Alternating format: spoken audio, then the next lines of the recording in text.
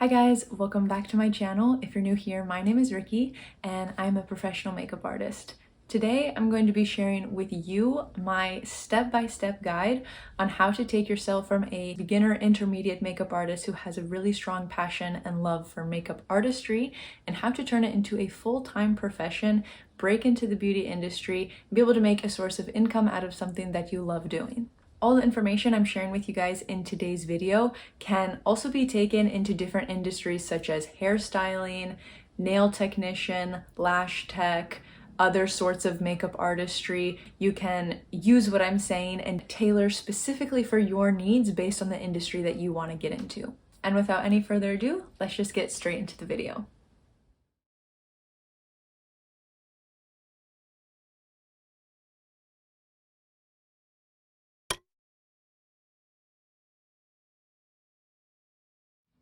All right, step one is to improve your skills.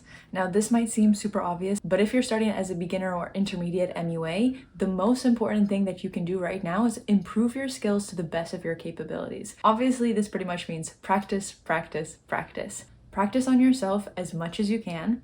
Practice on willing models. This can be friends, family, people from your studio, literally anyone who is willing to get their makeup done by you. It can be just for fun, it can be for an event, studio showcases, any sort of performance that maybe your friend might have. Just ask them if you can do their makeup for it and get practice doing that. While you're doing this, you have to take as many photos and videos as humanly possible. Being able to look back on your photos and videos from the work that you just did, whether it was from last night, 1 month ago, or 6 months ago, it will help you not only see the progress that you're making as you get better and better, but you can also use these photos and videos to determine what did and didn't work. So I'm not gonna lie, there's probably never gonna be a makeup appointment where you think that you did everything absolutely 1000% perfect. So use your photos and videos to look back and see what you did well and what you need to improve on. This will really help you because in the moment you have a rush of emotions and everything that you're thinking about, but after the moment has passed and you actually have time to reflect and think about what happened,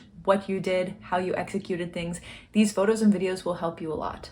Another way to improve your skills in the beginning, which is really important, is practicing different kind of makeup looks and makeup styles. Every MUA has their own comfort zone, what they think they're good at and what they're most confident in. But it's also extremely important to be diverse in what you can do because you never know what your client is going to ask for. So in the beginning, when you're trying to improve and build on your skills, try to practice as many different styles of makeup as possible so you can be flexible when you have clients asking you for something that is maybe not exactly your strong suit, but you know that you can still execute it because you've practiced it before.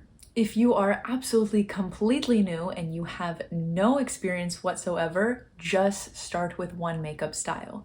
Use YouTube and Instagram and TikTok as places to get inspiration, watch tutorials, figure out how to do one makeup style well. Once you have one makeup style down, then you can start working on other makeup styles and increasing your abilities. Also at this time, you might want to consider purchasing a course and learning from other professionals in your industry who are doing exactly what you want to learn how to do. You can find courses in dance sport makeup, bridal makeup, prom makeup, special effects makeup, film makeup, photography makeup. There's literally a course for everything these days. So if you feel like you need some extra help, buying a course might be something that you want to consider. Step number 2 is to study your products. This kind of is going to be happening at the same time that you're doing step 1 as you're increasing your skill set and getting better at doing makeup. Studying your products is incredibly important. I know as a makeup lover, it is so easy to get caught up in all the different types of makeup and you just want to buy everything. But the amount or expensiveness of your makeup products will not correlate to how well you can do makeup on other people. So before you go out and buy all the makeup under the sun trying to build your kit, study the makeup that you already have. You need to know your products inside and out. You need to know how they act on the skin, how they feel on the skin. You need to know how much of each product you need to get your desired result. If you're in the learning process and you have some products that you feel are just not working for you, no matter what you do, consider changing them out for a different style of product until you find what you like. In my opinion, the easiest way to find a product that you think might work for you is look at the professionals in your industry. What are they using? What are they recommending? What are staples in their kit that they can't live without? You can find all this information on YouTube, Instagram, and TikTok from top makeup artists from around the world and just see what they have and see what products that they like that maybe you want to consider bringing into your kit if you have a product that's just not working for you. Step number 3 is investing into your professional makeup artist kit. There are few things in life that I love more than buying new makeup for my kit, but when you're starting out, it's quality over quantity. You do not need to go out and buy every single foundation and concealer shade of a super expensive foundation that you think is going to work for your clients. Start off small with the products that you think are going to help improve your skills of makeup and also deepen your understanding of makeup artistry.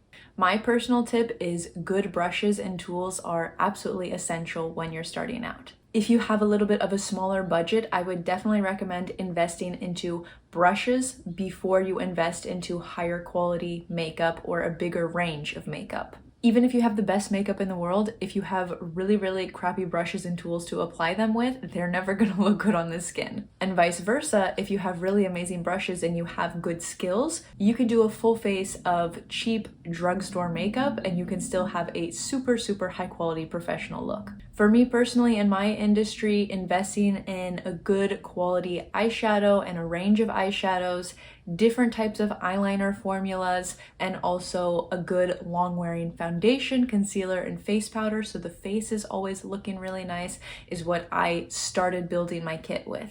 I would also start slowly building up a color collection of lipsticks that you like the formula of and that you can work well with. Of course, just start with your classic reds, pinks, and nudes, and then from there slowly you can increase and buy more shades and different formulas depending on what you need for your industry. Step 4 is to learn how to care for and properly clean all of your tools and products. If you take care of your products, they will take care of you and your clients. Sanitation is extremely important as a makeup artist, and it will make an impression on your clients. A client coming to sit in your chair will be looking at your station and they will notice how clean and sanitary it looks, and sometimes how dirty and unsanitary it might look.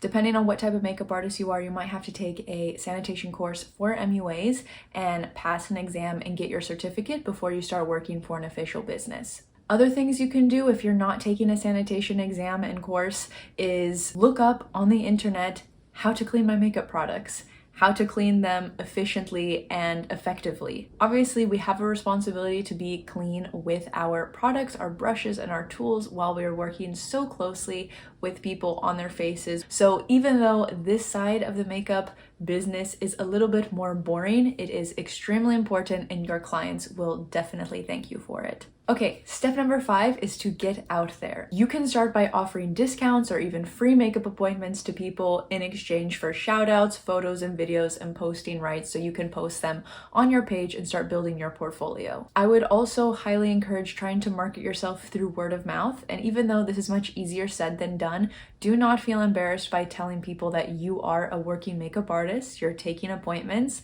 and if they could share with their friends or anyone who needs their makeup done, that you would be happy to take care of them. One way to do this is just to start building a community. So this is specifically for the dance sport industry, the next few steps. But again, like I said, you can take these into your own industry in your own way and tailor them to your needs. Start building a community in your studio. Make sure that everyone in your studio knows that you're a makeup artist and you want to do people's makeup, that you're ready to do them at competitions, and that you're happy to work with them. This can also apply to your hometown. So if you have a lot of studios in your hometown and you have friends at multiple studios, make sure that not only your friends know, but you can tell those studio owners like, hey, are your students going to this competition? Maybe a local competition. Let them know that you're a makeup artist and you would be happy to work with their students. Now, in the beginning, I'm not gonna lie, it's gonna be rough. It's probably gonna feel like no one wants to book with you, but that is completely normal and do not let it stop you. You're also going to want to start attending all the local competitions that any of your potential clients or any of the people that you've done in the past will be going to. You don't need to be an official vendor to do this. You can work in a hotel room. You can work in the ladies' changing room. Every single top ballroom makeup artist in the entire world started this way. They didn't just wake up one day and had clients lined up at their door. Everyone starts this way. There's no shame in it, and just show up and make sure that your clients know that you're there for them, you can take care of them, and they can count on you. Offer your services at every single studio showcase or local performance. Even if people don't think that they need to book a professional makeup artist to get their makeup done, like I said before, you can offer them a discount in exchange for being able to post them on social media, or them posting a shout out and saying, hey, this person did my makeup, look how amazing it is, can't wait for them to do it again. Really, the reason why you want to do this is because working on clients often and as much as you can will help fast track your improvement. Step number 6 is get on social media. Now, this step won't surprise anyone. Obviously, social media is a huge part of our life these days. And pretty much if your business isn't on social media, no one is even going to know that you exist. You can start on one platform, say that you really want to start working on Instagram, or you can start doing multiple platforms at once. Maybe you want to build your presence on TikTok and Facebook and Instagram. Do what feels right to you and what you are inspired to do. There is no rules saying that you have to do everything at once or that you can only do one. Pick what you think is best for you and just start posting. When you're starting in social media, the absolute most important thing is just building your portfolio. You do not need to worry about likes, shares, followers, or engagement. It is purely just to build a portfolio, so when you tell people that you're a makeup artist, you would love to work with them, they have something to look at. They can see if they like your work or not, and then they can decide if they want to book with you. If you don't have a social media presence at all and you have like 2 photos posted of your work, but you've done like 50 makeups, those 2 photos are not going to be an accurate representation of what you can do. So you need to make sure that what you're posting on your social media is as consistent as possible and is showing the actual level of work that you are producing currently. The worst thing is to have an Instagram page and tell like, oh yeah, you can check my work on my Instagram page that's from 2 years ago, but you actually do makeup way better now. And don't forget to have fun with social media. I know it's so easy to get caught up in the numbers, but really just focus on your portfolio, showcasing your work, and have fun with it. Also, there's absolutely no shame in promoting yourself and your work, so don't be afraid to post like on your personal page that you have a makeup page or a hairstylist page or a nail tech page or a brow artist page.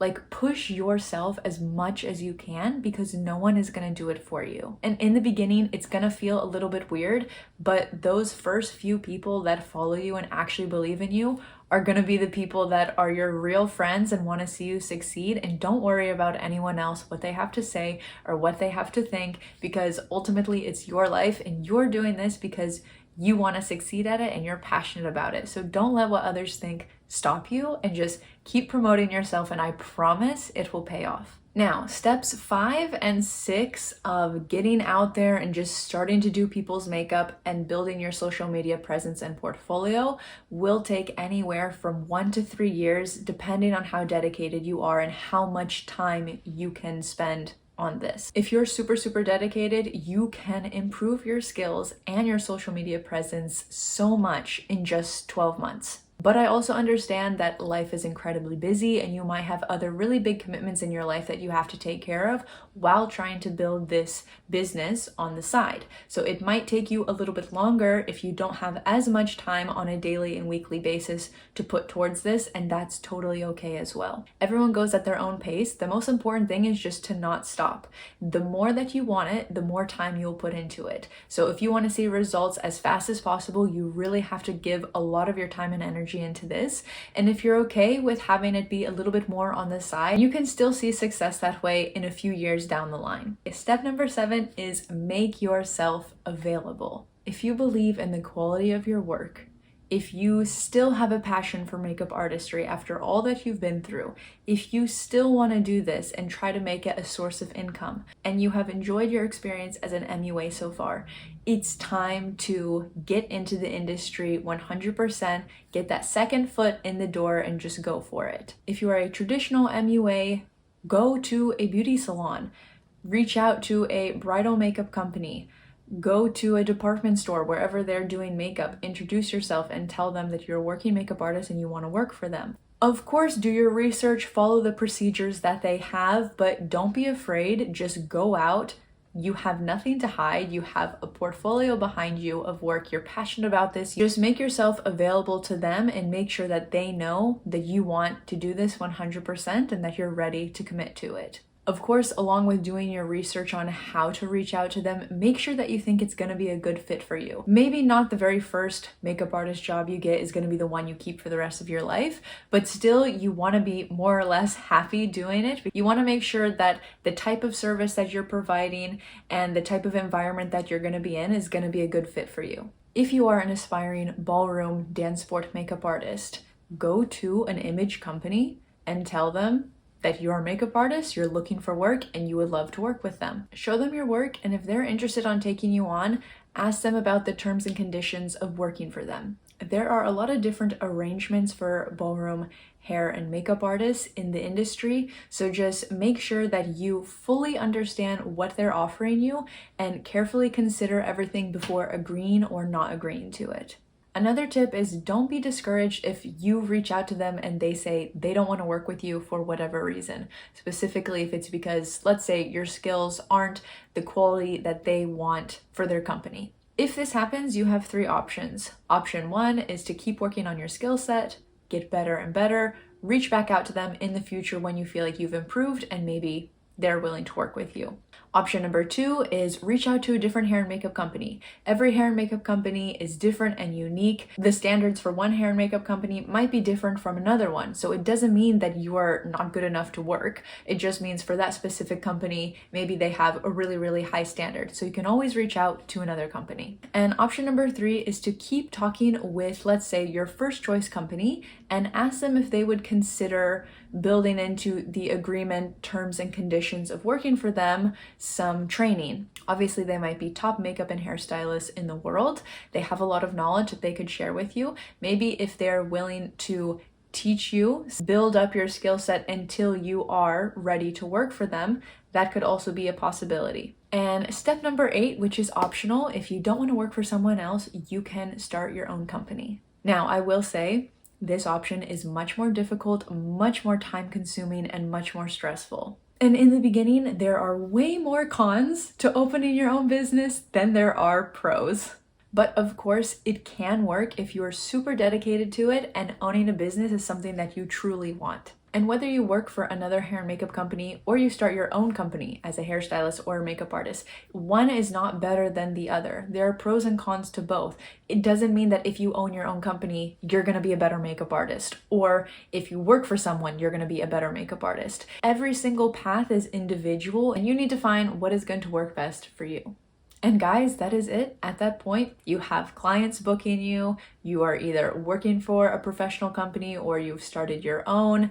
You are improving your skills every single time that you go out and work on clients. Have this as a source of income, something that you are super passionate about and that you love, and something that you built for yourself. I will say that the path isn't easy, but it's definitely worth it if it is something that you really want to do. And if you're still here, these are my final thoughts and advice on this whole journey.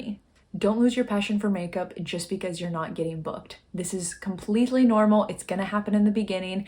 And even if it's not the beginning, everything ebbs and flows, and that's just the way that it is. Don't give up when it gets hard. Maybe you're stuck in an artistic rut. Maybe you're not improving as much as you want to be improving or as fast as you would like to. If you truly love makeup and you are passionate about this career choice, never, ever, ever stop believing in yourself and just keep going. Remember that someone else's success as a makeup artist doesn't take away from your own. Every single makeup artist is unique. Makeup doesn't have rules.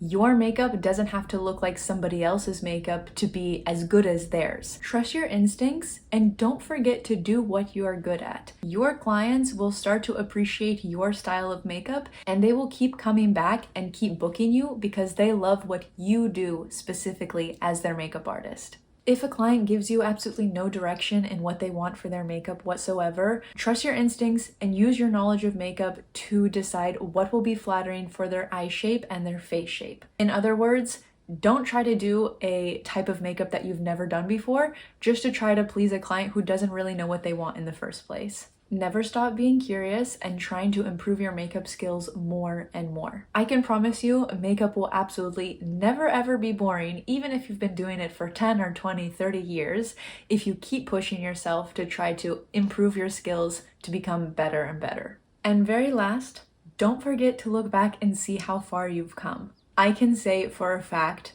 that Rickie 6 or 7 years ago, if she could see what I'm doing right now, she would be so proud. And I wouldn't have ever been able to get here if I stopped when it got really hard or I stopped believing in myself. So thank you so much for watching this video. I believe in every single one of you, and I hope this video helps you and you got so much information and that you're ready and excited to move forward to become a professional makeup artist.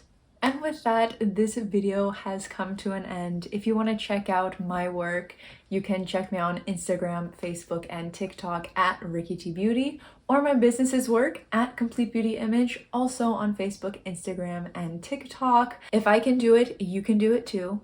Thank you so much for watching, and I'll see you in the next video. Bye, guys.